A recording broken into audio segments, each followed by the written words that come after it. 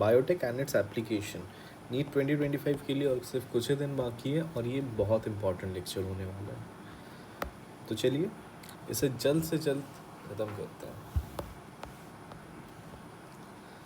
Biotechnology and its application की जब आप बात करोगे तो the applications of biotechnology includes therapeutics, diagnostics, genetically modified crops for agriculture, processed food, bioremedification, waste treatment and energy production. तो basically यहाँ बताया क्या जा रहा है, जो हमारे बायोटेक का जो एप्लीकेशंस है उसमें कौन कौन सी चीज़ों में बायोटेक का यूज़ होता है। Therapeutics, diagnostics, genetically modified crops agriculture के लिए, प्रोसेस्ड फूड में भी इनका यूज़ होता है, बायो रेमेडिफिकेशन में यूज़ होता है, वेस्ट मैनेजमेंट और एनर्जी प्रोडक्शन में। तो बायोटेक्नोलॉजिकल एप्लीकेशंस इन एग्रीकल्चर, चलिए देखते हैं क्या क्या है एग्रीकल्चर में बायोटेक के एडवांटेजेस या फिर एप्लीकेशंस। तो 3 options that can be bought for increasing fruit production. तो फूड प्रोडक्शन बढ़ाने के लिए हम बायोटेक के हेल्प से क्या क्या कर सकते हैं। सबसे पहला है एग्रोकेमिकल बेस्ड एग्रीकल्चर, ओके। दूसरा है ऑर्गेनिक एग्रीकल्चर और तीसरा है genetically engineered crop based agriculture यानी कि GMO। तो अब हम GMO के बारे में ही पढ़ने वाले हैं, जेनेटिकली मॉडिफाइड ऑर्गेनिजम्स। तो ये हमारे लिए काफ़ी ज़्यादा यूज़फुल होते हैं अलग अलग तरीके से, जैसे कि made crops more tolerant to abiotic stresses. तो ये क्रॉप्स को बहुत ज़्यादा रेजिस्टेंट बनाता है, टॉलरेंट बनाता है, जैसे कि ठंड से, सॉल्टी सॉइल से या फिर सॉल्टी एनवायरनमेंट से, ड्राउट प्रोन एरियाज़ में, ज़्यादा टेम्परेचर में, reduce reliance on chemical pesticides. यानी कि ये जो GMO रहते हैं, ये जेनेटिकली मॉडिफाइड क्रॉप्स रहते हैं, ये पेस्ट रेजिस्टेंट होता है। Help to reduce post harvest losses. तो पोस्ट हार्वेस्ट होने के बाद भी फार्मर्स को काफ़ी ज़्यादा लॉस होता था क्योंकि प्लांट्स ख़राब हो जाते थे। तो ये जो GMOs रहते हैं ये उस चीज़ से भी उनको प्रिवेंट करते हैं। Increased efficiency of mineral usages by the plants.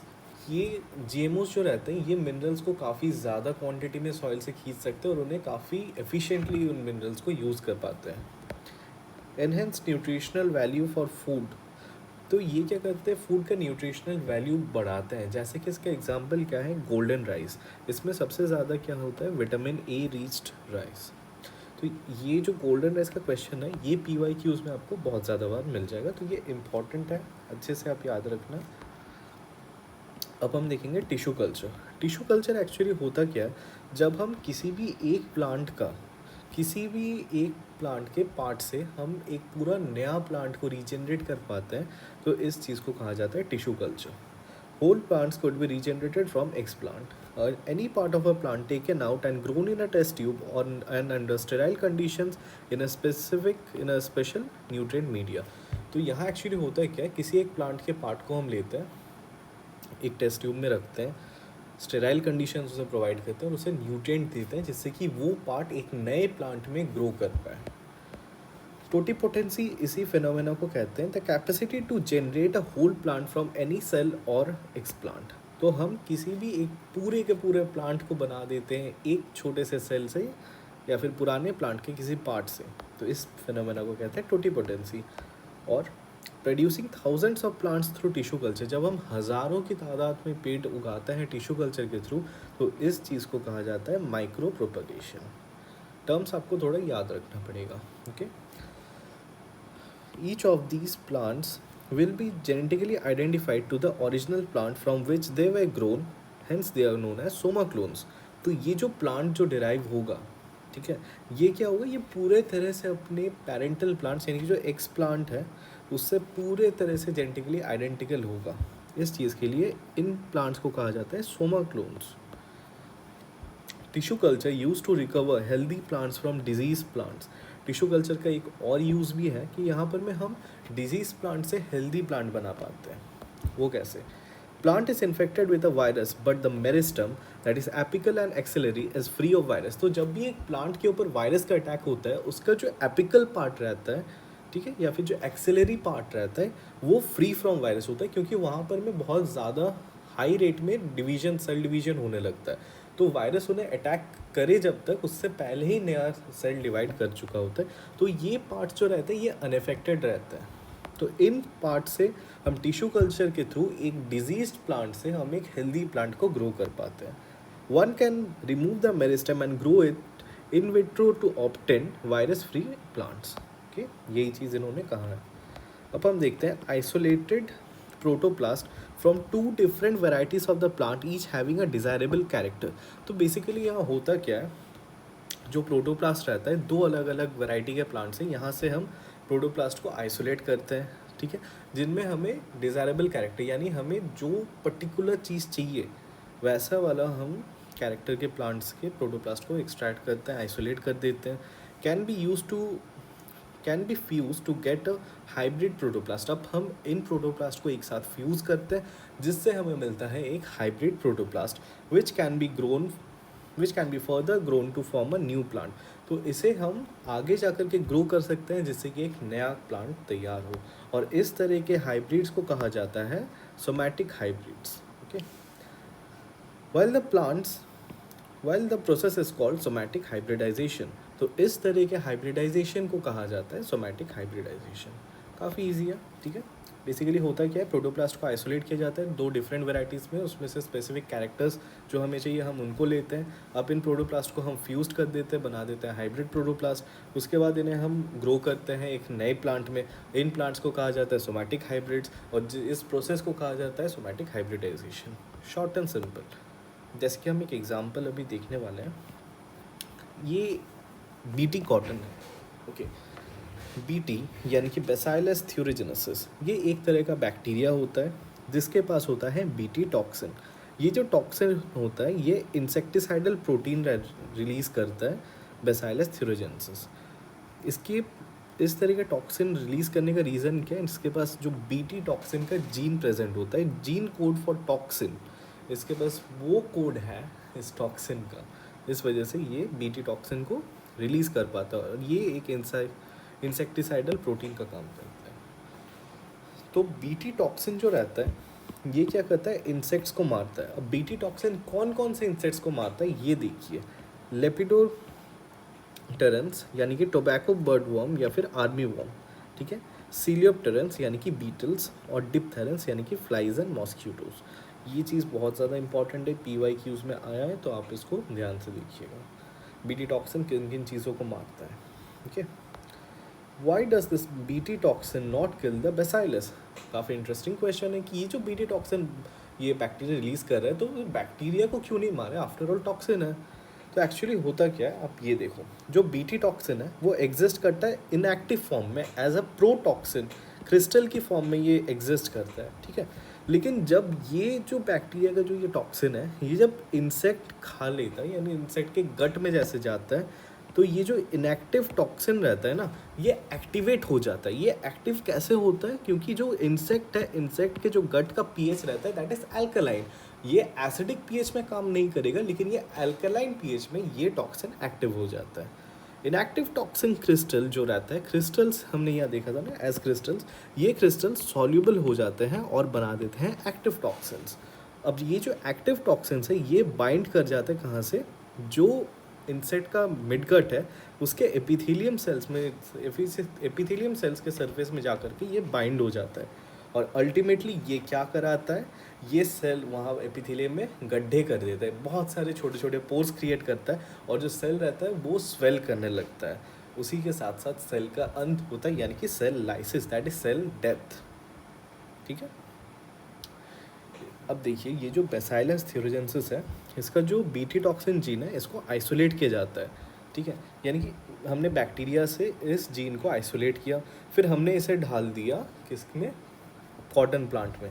जब हमने इस जीन को इस प्लांट में ढाला तो ये जो कॉटन प्लांट था ये बन चुका है अब बीटी कॉटन।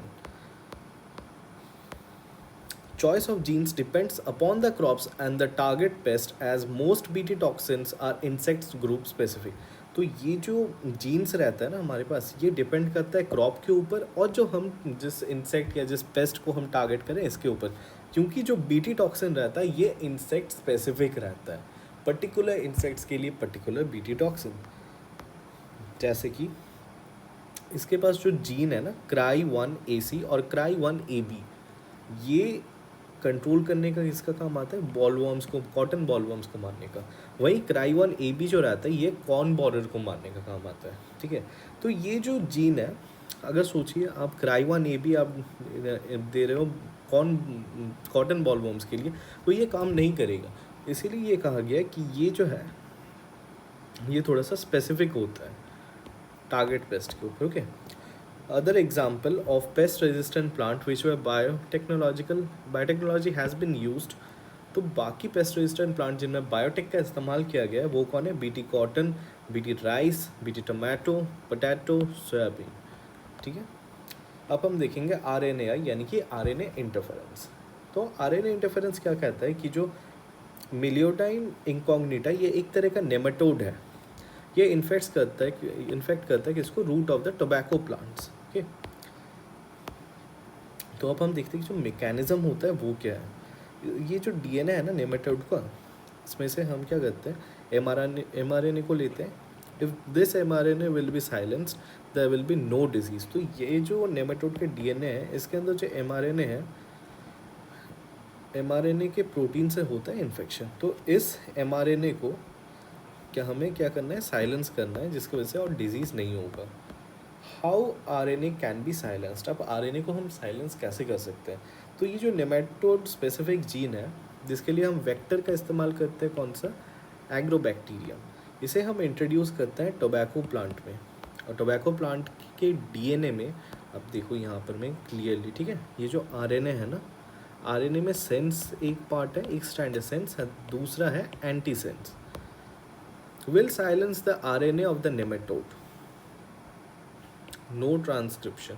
तो ये क्या करेगा, जो नेमेटोड का जो आरएनए है इसको साइलेंस कर देगा, और इस आरएनए के साइलेंसिंग की वजह से क्या होगा, कोई ट्रांसक्रिप्शन नहीं होगा। तो ये जो नेमेटोड अटैक है ये बंद हो जाएगा। मतलब इस नेमेटोड के डीएनए में से जो एमआरएनए है इसको हमने साइलेंस कर दिया। ठीक है, बायोटेक्नोलॉजिकल एप्लीकेशंस इन मेडिसिन। अब बायोटेक का इस्तेमाल मेडिसिनल फील्ड में कैसे होता है वो देखते हैं। Genetically engineered insulin. Deficiency of insulin increases the blood glucose which leads two diabetes mellitus. तो इस डायबिटीज़ मेलाइटस को ट्रीट करने के लिए हमें क्या करना पड़ता है, इंसुलिन देना पड़ता है। तो पहले क्या होता था, ये जो इंसुलिन है ये एक्सट्रैक्ट किया जाता था pancreas of slaughtered kettles and pigs. तो पहले के टाइम में क्या था, इस इंसुलिन को एक्सट्रैक्ट किया जाता था स्लॉटर्ड कैटल्स और पिग के थ्रू एनिमल सोर्स। मगर इसमें दिक्कत क्या आने लगा कि ये काफ़ी ज़्यादा रिएक्टिव था, ये एलर्जी को कॉज कर रहा था, क्योंकि यहाँ फॉरेन प्रोटीन कुछ पेशेंट्स में ये एलर्जी के हिसाब से काम कर रहा है, तो इसे हम यूज़ नहीं कर सकते थे। तो अब देखते हैं होता क्या है। ये है एक प्रो इंसुलिन का चेन। अब हमें किसी भी तरह में इंसान में तो इंजेक्ट करना पड़ेगा, तो कैसे करेंगे? तो देखिए ये जो प्रो इंसुलिन है इसके पास 3 पेप्टाइड चेन है, A, B and C. 3 peptide chain है। ये मैचुरेशन होने के बाद क्या होता है कि ये ए, बी और सी ये 3 चेन्स हो जाते हैं इंसुलेशन में, ए और बी। ठीक है, तो मेन चैलेंज जो था, assembled into mature form without C chain. तो हमें क्या करना था कि हमें ए और बी चेन्स चाहिए थे, लेकिन इस सी चेन को हमें हटाना था। तो 1983 में एक अमेरिकन कंपनी है एली लिली, इन्होंने क्या किया, इन सी चेन को सेपरेट किया। कैसे? इन्होंने वेक्टर का यूज़ किया PBR322 और इन्होंने होस्ट का इस्तेमाल किया इकोलाई। तो इन्होंने क्या किया, ये जो ए और बी चेन है इन्हें सेपरेटली प्रिपेयर किया, और ये जो ए और बी चेन है इन दोनों को एक साथ जोड़े रखा डाइसल्फाइड बॉन्ड्स के through. Mature human insulin prepared at a large scale, और इस तरह से ह्यूमन इंसुलिन का लार्ज स्केल प्रिपरेशन शुरू हुआ। At present 30 recombinant therapeutic drugs have been approved for human use all over the world. तो पूरे दुनिया में आज के टाइम 30 रिकॉम्बिनेंट थेरेपेटिक ड्रग्स का अप्रूवल मिल चुका है, लेकिन इंडिया में सिर्फ उसमें से 12 के पास लाइसेंस है for commercial and market use. अब हम देखते हैं जीन थेरेपी। जीन थेरेपी में बेसिकली क्या होता है, जो एम्ब्रायो या चाइल्ड रहता है हैविंग अ डिफेक्टिव जीन और डिलीटेड जीन, इस एम्ब्रायो के पास डिलीटेड कोई जीन है नहीं या फिर जो है वो डिफेक्टेड है, तो इस जीन को हम रिप्लेस करते हैं कैसे, नॉर्मल जीन के थ्रू। इस प्रोसेस को कहा जाता है जीन थेरेपी। तो जीन थेरेपी का सबसे पहला जो क्लिनिकल यूज़ था वो हुआ था एक 4 साल की बच्ची में 1990 को, जिसे था ADA डिफिशियंसी। ठीक है, ADA यानी कि एडिनोसिन डी अमाइनेस, और ये क्रूशियल किस चीज़ के लिए होता है, हमारे इम्यून सिस्टम के लिए। तो यहाँ पर मैं कुछ कुछ प्रॉब्लम्स है जिनका अभी तक कोई क्योर नहीं है। वैसे कौन से प्रॉब्लम्स है, बोन मैरो ट्रांसप्लांट और एंजाइम रिप्लेसमेंट थेरेपी। तो यहाँ देखिए एक्चुअली होता क्या है। At first step towards gene therapy के स्टेप्स में होता क्या है, जो पेशेंट का जो ब्लड है उसमें से लिम्फोसाइट्स को हम हटा देते हैं। ठीक है, लिम्फोसाइट हटाने के बाद हम यहाँ पर में फंक्शनल ADA जीन को लेते हैं और वेक्टर लेते हैं रेट्रोवायरस को, और हम बनाते हैं जेनेटिकली इंजीनियर्ड लिम्फोसाइट। और इन GMO लिम्फोसाइट को GML, ठीक है, जेनेटिकली इंजीनियर्ड या फिर मॉडिफाइड लिम्फोसाइट को हम रिटर्न कर देते हैं पेशेंट के ब्लड में। Lymphocytes are not immortal. अब प्रॉब्लम क्या है ना, ये जो लिम्फोसाइट्स है ये हम इनका लाइफ स्पैन रहता है, ये इमॉर्टल नहीं होते हैं। तो एक सर्टेन टाइम के बाद ये जो लिम्फोसाइट्स होते हैं ये मर जाते हैं, और लिम्फोसाइट के मरने की वजह से जीन भी ख़त्म हो जाता है। तो patient require infusion of genetically engineered lymphocyte again and again. तो ऐसे पेशेंट्स को क्या होता है कि आपको हर बार लिम्फोसाइट्स देना पड़ता है। However, if functional gene introduced in the bone marrow, लेकिन अगर पेशेंट जो है वो अगर एम्ब्रायनिक स्टेज में अगर हम उसके बोन मैरो सेल्स में इसे इंट्रोड्यूस कर देते हैं, तो जितने भी लिम्फोसाइट उस पेशेंट के साथ अंदर फॉर्म होगा वो सारे नॉर्मल होगा। लेकिन इसका यही ड्रॉबैक है कि ये आपको एम्ब्रायनिक स्टेज में करना पड़ेगा। Animals that had the DNA manipulated to process and express an extra foreign DNA are transgenic animals. तो ट्रांसजेनिक एनिमल्स किसे कहते हैं, वो जानवर जिनके पास DNA मैनिपुलेट करने के लिए प्रोसेस रहता है और एक्सप्रेस करने का एक फॉरेन जीन को एक्सप्रेस कर पाते हैं। इन एनिमल्स को कहा जाता है ट्रांसजेनिक एनिमल्स, जैसे कि transgenic rats, rabbits, pigs, sheep, cow and fish have been produced. अब ट्रांसजेनिक एनिमल्स जो रहता है इनसे बेनिफिट्स क्या होता है, तो ट्रांसजेनिक एनिमल्स जो रहता है इनसे हमें पता चलता है study of how genes are regulated and how they affect normal function of the body and its development. तो हमें इन ट्रांसजेनिक एनिमल से पता चलता है कि जीन्स की स्टडी हम कैसे करें, जीन्स को रेगुलेट कैसे करें, और इनका इफेक्ट क्या होता है, नॉर्मल फंक्शन क्या होता है हमारी बॉडी में और इनका डेवलपमेंट में। Study of diseases like cancer, cystic fibrosis, rheumatoid arthritis and Alzheimer। तो काफ़ी सारे डिजीज़ के स्टडी के लिए इन ट्रांसजेनिक एनिमल्स का यूज़ किया जाता है। वैक्सीन सेफ्टी यानी कि वैक्सीन का टेस्टिंग के लिए वैक्सीन सेफ्टी यूजिंग ट्रांसजेनिक माइस, पोलियो वायरस। तो पोलियो वायरस के लिए ट्रांसजेनिक माइस का यूज़ किया गया था। ठीक है, केमिकल सेफ्टी टेस्टिंग कि कोई भी केमिकल है वो टॉक्सिसिटी, उसका सेफ्टी लेवल्स क्या है, वो सब टेस्ट करने के लिए। अब देखिए एक है अल्फा-1 एंटीट्रिप्सिन, इसका यूज़ होता है एम्फाइसीमा को ट्रीट करने के लिए। सबसे पहला जो ट्रांसजेनिक एनिमल था वो था एक काऊ 1997 में, उसका नाम था रोज़ी। इस काऊ में, इस ट्रांसजेनिक काऊ जो कि रोज़ी, इसमें क्या था कि न्यूट्रिशनली मोर बैलेंस्ड मिल्क होता था, क्योंकि इस मिल्क के पास प्रेजेंट होता था ह्यूमन अल्फा लैक्टा एल्ब्यूमिन 2.4 ग्राम पर लीटर। इस वजह से ये न्यूट्रिशनली ज़्यादा बैलेंस्ड होता था compare to a normal milk. ठीक है, अब ये सब तो हुआ, लेकिन अब कुछ इश्यूज़ भी तो आने थे। तो इश्यूज़ क्या थे, एथिकल इश्यूज़। GEAC यानी कि जेनेटिकली इंजीनियरिंग अप्रूवल कमेटी, ये कमेटी वो है जो कि डिसीजन बनाता है कि जो जेनेटिकली मॉडिफाइड एनिमल्स है उनका वैलिडिटी कब तक का रहता है, और सेफ्टी रहता है कि genetically modified organisms public services के लिए। ठीक है, कि सोचो कि आपने कोई एनिमल बनाया, जब मतलब जेनेटिकली मॉडिफाइड कुछ बनाया, तो वो एक सर्टेन टाइम के लिए वो आपके पास पेटेंटेड रहता है। इसके बाद क्या होता है कि उसे कोई भी यूज़ कर पाता है। तो ये चीज़ को मेंटेन कौन करता है, रेगुलेट कौन करता है, GEAC। ओके, और ये देखता है कि जो आप जो GMO बना रहे हैं इसका पब्लिक यूज़ के लिए कितना बेनिफिशियल होता है, और ये सेफ़ होता है कि नहीं पब्लिक के लिए, ये चीज़ भी यही डिसाइड करता है। Biopiracy, use of bioresources by multinational companies and other organizations without proper authorization from the countries and people concerned without compensatory payment.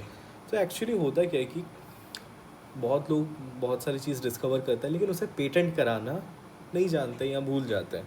तो इस टाइम क्या होता है कि जो मल्टीनेशनल कंपनीज रहते हैं या फिर ऑर्गेनाइज रहते हैं, ये बिना कोई अथॉरिटी को जन्म बताए या कुछ भी करके ये उन चीज़ों को काइंड ऑफ स्टील करते हैं, आप कह सकते हो. ठीक है, जैसे कि हमारे इंडिया में ये चीज़ हो चुका है. एक अमेरिकन कंपनी था 1997 में जिसको पेटेंट मिला बासमती राइस के ऊपर through the US patent and trademark office some things से, और यही चीज़ हुआ था इंडियन टर्मरिक और नीम के ऊपर. लेकिन बाद में इंडिया ने इसके ऊपर लाइक एक्शन लिया एंड बाद में इंडिया को बासमती का पेटेंट मिल चुका. तो एट करेंट इंडिया के पास 2 lakh varieties of basmati rice है. सॉरी, एट प्रेजेंट इंडिया के पास 2 लाख वेराइटीज़ ऑफ राइस है. उनमें से जो बासमती राइस है उसके 27 वेराइटीज़ है. ठीक है, so that's it for biotech and it's applications. आप इसे अच्छे से 1-2 बार देखिए, आपको काफ़ी समझ में आएगा. और अगर आपको शॉर्ट नोट्स एंड ऑल चाहिए तो वो भी आपको मिल जाएगा. जस्ट कमेंट कीजिए. बहुत ही लाइक मिनिमल प्राइजेस में आपको सारे चैप्टर्स के शॉर्ट नोट्स मिल जाएंगे जिनसे आप पूरे के पूरे बायो के 11 एंड 12 के बायो का बहुत कम टाइम में रिवाइज कर पाओगे. Thanks for watching this video.